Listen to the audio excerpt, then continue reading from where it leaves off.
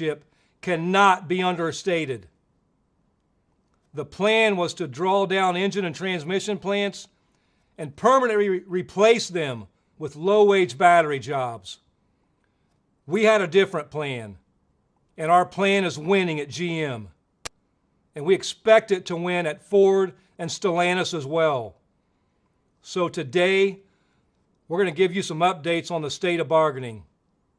If it wasn't clear already, things move fast.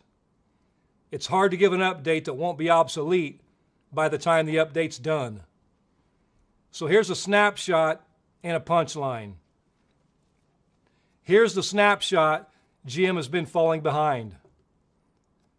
Today, under the threat of a major financial hit, they leapfrogged the pack in terms of a just transition. And here's the punchline. Our strike is working, but we're not there yet. Everything we've done to this point has been with one goal in mind: to win a record contract that reflects the Big Three's record profits and the historic sacrifices our members have made to generate those profits. We've been very public about our demands and about our expectations and about our priorities.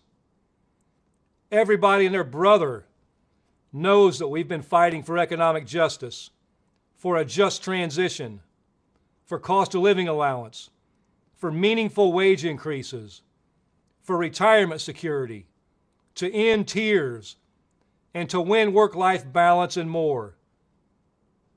I wish I were here to announce a tentative agreement at one or more of these companies, but I do want to be really clear. We are making significant progress.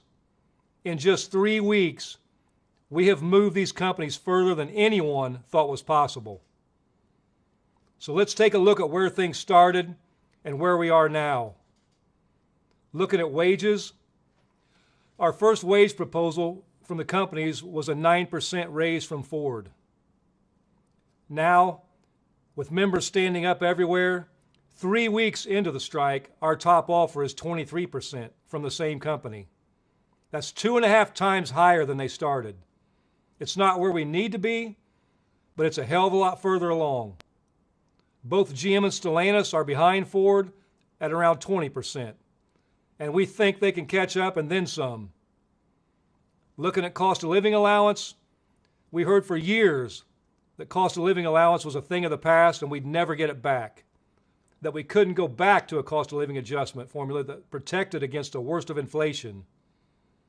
Suddenly, 3 weeks into our stand-up strike, we've got 2 of the Big Three automakers committed to returning to our 2007 cost of living formula.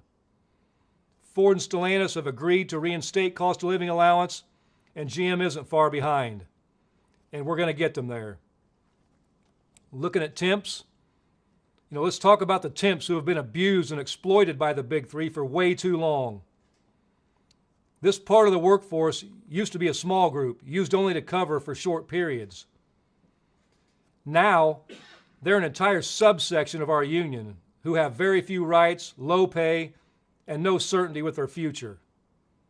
In 3 weeks, we've won raises for temps to $20 an hour at GM and Stellantis and $21 an hour at Ford. All 3 have made commitments around converting temps, but there's still a lot of work to be done, both on the wages and the conversions. Still, we're making big strides that will end up changing the lives of thousands of our members. When it comes to wage progression, it's another serious area of progress that we've been working on, and that's looking at the progression it takes to get to full pay. Going into these negotiations, it took 8 years for workers to make it up to top rate. Taking almost a decade to get to the top wage is unacceptable. Since the Great Recession, the length of the progression has reduced the quality of life for tens of thousands of UAW members. We have cut that timeline down to 3 years at Ford, while GM and Stellantis are still behind at 4-year progressions.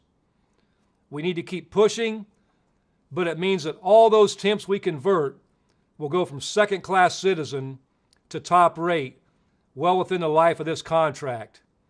That's a big deal. Looking at profit sharing, All three companies wanted concessions on profit sharing, and we said, hell no. Not only did we beat back Ford's concessionary profit sharing formula, we made enhancements. We have also successfully beat back the concessionary demands being made by GM and Stellantis. Looking at job security, 2 weeks ago, we let Ford off the hook in our strike expansion because they agreed to some core job security proposals, like the right to strike over plant closures, which our union has never had. Last week, at the last minute, Stellantis agreed to the right to honor picket lines and made other important moves on job security. And now, today, because of our power, GM has agreed to lay the foundation for a just transition. Looking at skilled trades, all the big three wanted to do was give little or nothing. We're fighting for a $2 an hour tool allowance. Now, thanks to our stand-up strike strategy, Ford has given up a $1.50 tool allowance. Stellantis has given up $1 an hour. But GM is still refusing to budge. Looking at retirement security, finally, we're still fighting hard to win retirement security for both our pre-2007 and post-2007 hires. For those members who still have a pension, we know you've gone far too long without an increase, and we're pushing hard to change it. For those members who never got a pension or post-retirement health care, we're fighting like hell for real retirement security.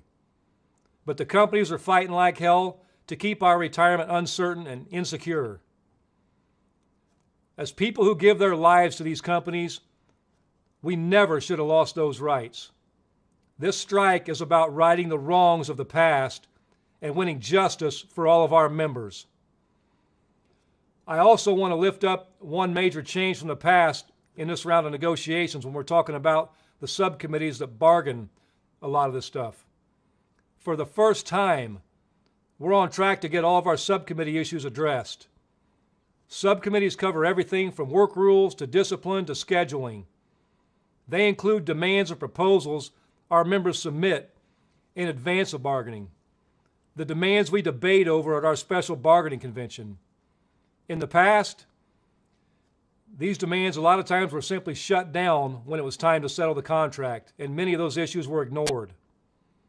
This time around, all of our subcommittees are being seriously addressed, and we've made a ton of progress in these areas. We're doing things differently, and we're getting results.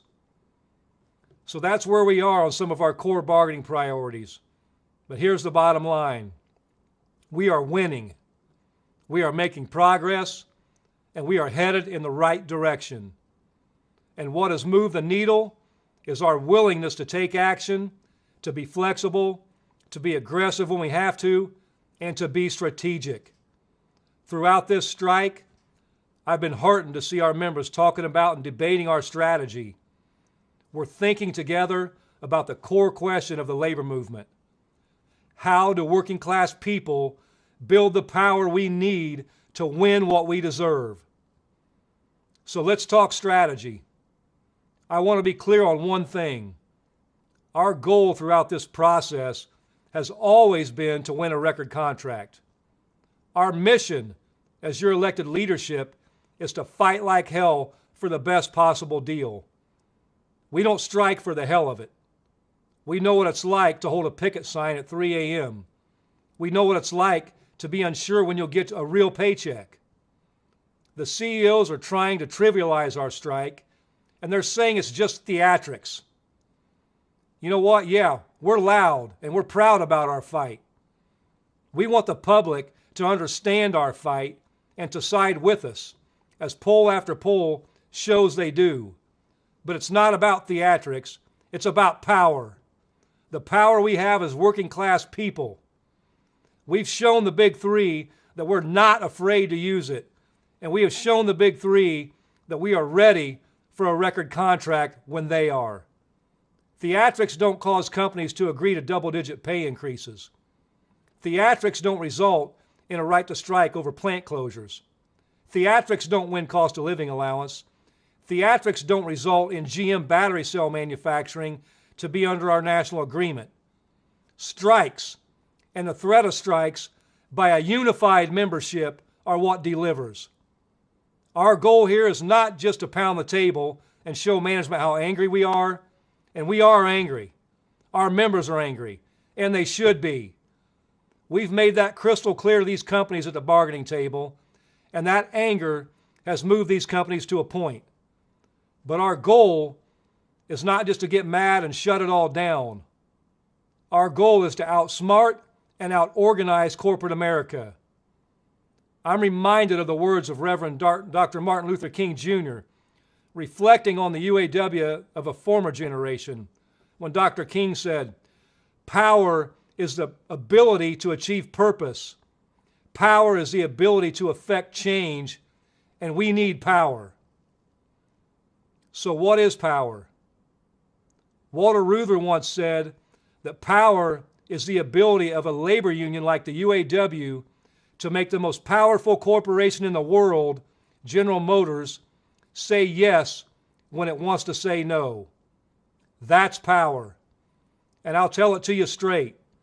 The billionaires and company executives think us auto workers are just dumb. They think we don't get it. They think we only understand the power of a supervisor yelling at us or an assembly line coming at us. They look at me and they see some redneck from Indiana. They look at you and see somebody they would never have over for dinner or let ride on their yacht or fly on their private jet. They think they know us, but us auto workers know better. We may be foul-mouthed, but we're strategic. We may get fired up, but we're disciplined. And we may get rowdy, but we're organized. Not everything is about pulling out the bazooka. We've been very careful about how we escalate this strike, and we have designed this strategy to increase pressure on the companies, not to hurt them for its own sake, but to move them, to get them to say yes when they want to say no. And today is a perfect example of that. We know their pain points, we know their money makers, and we know the plants they really don't want to see struck. And they know we've got more cards left to play. We're not going to let one company fall behind and wait for movement at another table. We're not going to let them sit back and lowball us while others make progress. We expect results at every company, and we've been crystal clear about how you catch a strike and how you avoid one. 2 weeks ago, Ford agreed to some core job security proposals, showing us they were ready to bargain. Last week, Stellantis did the same thing. And this week, GM did something that was unthinkable until just today. They agreed to put the future of this industry under our national agreement. This victory is a direct result of the power of our membership. It's your willingness to stand up when called. It's your commitment to winning what you are owed. The companies see it, the world sees it, and today I was ready to call on one of GM's biggest and most important plants to stand up. And it was that threat that brought GM to the table. The big three know we're not messing around, and they know if they want to avoid further strikes, then they'll have to pony up. And I've heard members who want to bring down the hammer, strike all the truck plants, hit the big three where it hurts. And there is a time and place for that. And believe me, if the big three don't continue to make progress, that time's going to be coming real soon. We're not going to wait around forever. We're not here to start a fight. We're here to finish one. And to our counterparts at the big three, we'll see you at the bargaining table. Tomorrow we're going to join our striking union family out in Chicago for a stand-up rally. Today we made GM say yes when they'd rather say no. Next up is Ford and Stellantis and 3 record contracts. Thank you.